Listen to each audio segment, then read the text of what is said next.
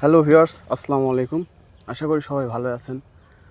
তো দেখেন আম গাছ, আর আম গাছের নিচে আমি বসে আছি। আর গাছের ভিতরে দেখেন আমগুলো কি সুন্দর ধরে আছে।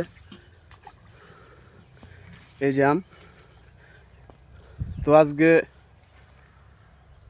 ফরমালিন মুক্ত পাকা আম আম আমরা গাছ থেকে পেড়ে খাবো। তার অবশ্যই এই আমটা কি আম যদি আপনাদের জানা থাকে তাহলে অবশ্যই কমেন্টে বলে যাবেন।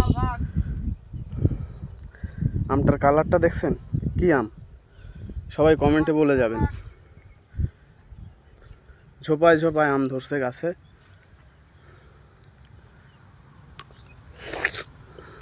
আর আমটা অনেক খেতেও অনেক মিষ্টি।